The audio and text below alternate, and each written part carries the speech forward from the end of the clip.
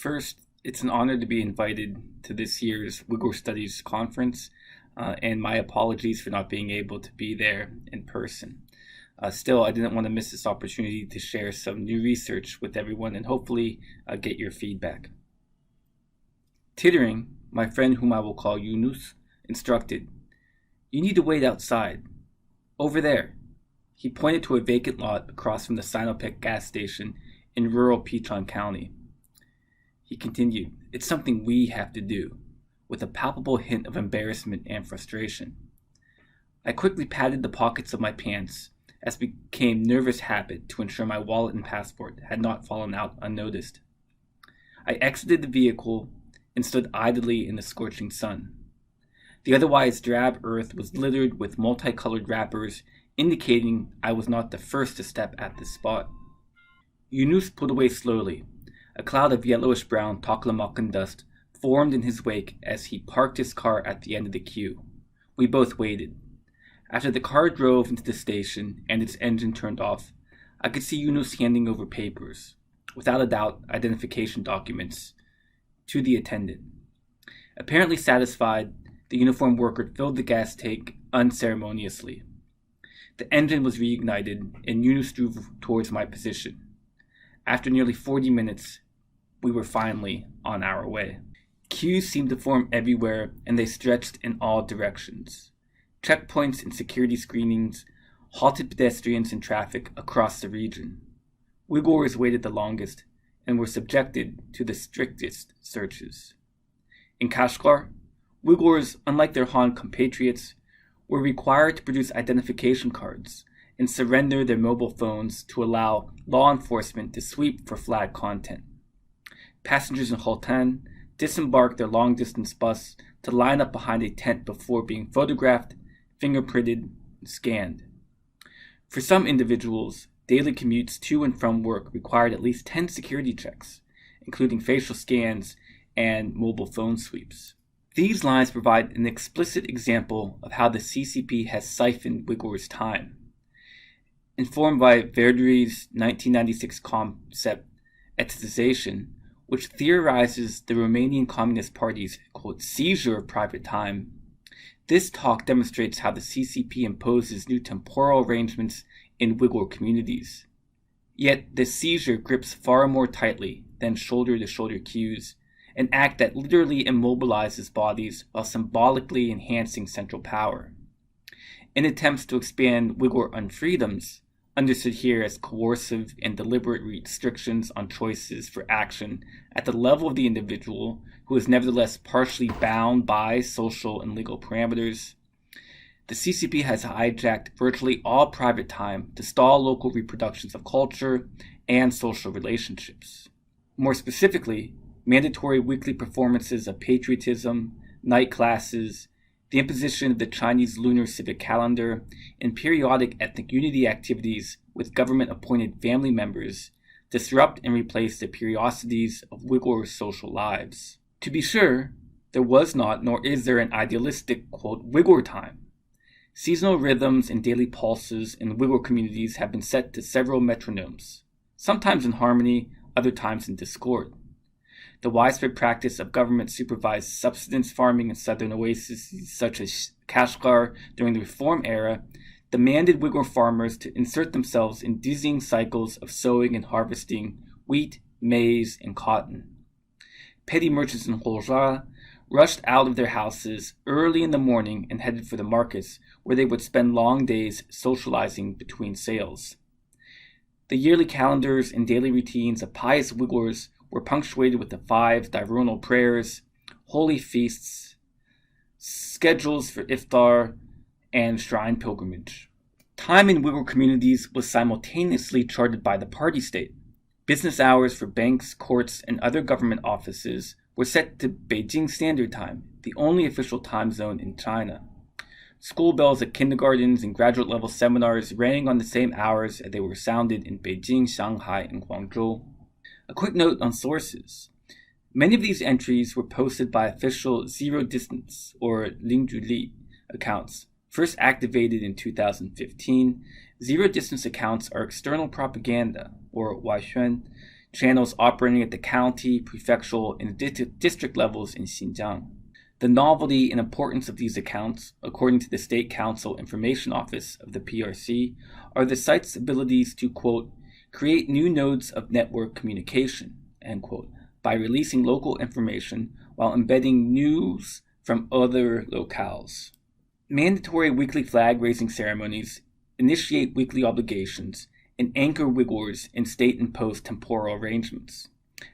As early as December 2016, officials announced 3 initiatives, a 3-pronged campaign aimed to, quote, give provenance to transformation through education, to strengthen a sense of responsibility, give prominence to stability control, to strengthen a sense of calling, and give prominence to beneficial policies to strengthen trust. Flag-raising ceremonies incorporate all 3 initiatives by providing cadres space and time to instill Uyghurs with a sense of national pride, propagate party policy, and carry out anti-extremification work. Officials designated Mondays, 9 or 10 a.m. Beijing time, depending on locale and season, for the ceremony. The weekly performance of national loyalty is highly prescriptive. Regulations posted in one county instruct attendees to arrive 10 minutes before the hour, line up in straight rows, and stand quietly. In newly built high-rise apartment communities, residents organize themselves according to their residential building number. Individuals must remove their caps, discard their headscarves, and stand at attention in order to guarantee the solemnity of the event. Attendees can neither whisper nor walk idly. The national anthem is then sung in Putonghua. Attendance for the roughly 1 hour-long ceremony is compulsory for most members of the community. All government officials, sent-down workers from the Huanghuizhu program, party members, party activists, retired officials, and veterans, the so-called Silao, and individuals over 18 must participate. The only exempted individuals are students, migrant laborers, the elderly, injured, and disabled. Attendance is carefully recorded. On April 15, 2019, a sample of 18 villages in Pisang County tallied total attendance at over 15,000 persons. Truancy is severely punished. A document circulated in Kalakash warns that individuals who miss the ceremony without reason will be rectified. One offense results in a meeting with a government official, 2 absences result in mandatory night school, and the 3rd offense carries the penalty of detainment in concentration re-education. Officials believe formulaic expressions of patriotism will strengthen Uyghur loyalty towards China and the party. The motto, quote, every household is gifted a flag, each family hangs a flag, everyone studies the national anthem, every village hoists a flag, and we constantly are thankful for the party, end quote, demonstrates this apparent connection. In fact, a government report from Guma, or Pisang County, claims that the weekly activity aids residents in, quote, deeply establishing an affinity with the fatherland. A resident from Bayangul Prefecture told officials that, quote, every day I see the flag, I also see the party and feel excited, end quote. According to the CCP, Uyghurs can cultivate correct political thought by engaging in ritualized political behavior. In other words, the CCP must construct nationalized Uyghur bodies. Time is seized, and political messages and social hierarchies are also reinforced in classrooms. From Urumqi to Kashgar, adults pack into government buildings for semi-compulsory night classes. The night school implementation plan stipulates that all villages in the region must establish night schools. Classes must be led by 1 to 3 individuals from the 2 village committees, the village work team, the university student village officers, village elementary school teachers, reserve cadres, or exceptional party members. And classes must be conducted in facilities no smaller than 80 square meters. Frequency and duration of classes vary. Some villages hold night classes, others meet weekly. Typically, each session runs for 2 hours. Filling seats does not always come easy. Some Fanghuizhu teams simply ordered attendance. Officials in Amash Village, Okto County, stipulated that at least one individual from every household attend the nightly 9 p.m. class. A night school in Kalaseher struggled to attract students. Officials recalled that soon after local classes opened, few people attended despite the work team leader going door to door to promote the campaign. Although it's impossible to verify, I like looking at this image and thinking that this woman is, in her own way, expressing resistance to these programs by having her hand over her eyes and maybe even ignoring what's being taught in the schools. The primary goal for holding night classes appears to be advancing, quote, de-extremification work. According to the night school implementation plan, materials about ethnic unity, religious policy, the 3 histories of the party, and the 3 histories of Xinjiang are to be an integral part of the curriculum. De-extremification is integrated as part of the night school's covert curriculum. A work team comprised of PetroChina Xinjiang Oilfield Company uses Chinese language and other, quote, integrated content as imperceptible or 潜移默化 form of de-radicalization. According to one Fanghuizhu manual, organizing night classes not only serves to improve young Uyghur skills in thinking, but they ensure work teams see them every day. Next, we're going to briefly look at Chinese holidays. And although Fanghuizhu work teams are imposing mandatory celebrations for almost all major Chinese civic holidays, including things like Lunar New Year, Mid-Autumn Festival, and Dragon Boat Festival, we really only have time to look at Lunar New Year. Through government workers, the CCP not only pencils in daily and weekly routines for Uyghurs, it also imposes a largely Han-formulated lunar solar calendar, or the Nongli. For Fanghuizhu work teams, few tasks are more symbolic than introducing major holidays in Uyghur communities and ensuring every village celebrates them. Spring Festival is arguably the most important public and cultural holiday in China. Yet beyond enjoying the 7 days off and maybe tuning into the New Year's Gala, few Uyghurs celebrate the Lunar New Year. At best, young Uyghurs are apathetic. Transforming Spring Festival into the largest cultural event for Uyghurs requires weeks of preparation and hundreds of hours of work. In Urumqi's Baiyanghe village in 2018, preparations began February 5th, 10 days prior to the New Year, after the weekly flag-raising ceremony and the following public lecture. Then, work teams helped residents create New Year's couplets, depicting the happiness character Fu, and delivered extras to elderly residents. Night classes introduced Uyghurs to the festival's basic customs. On what day would it fall that year?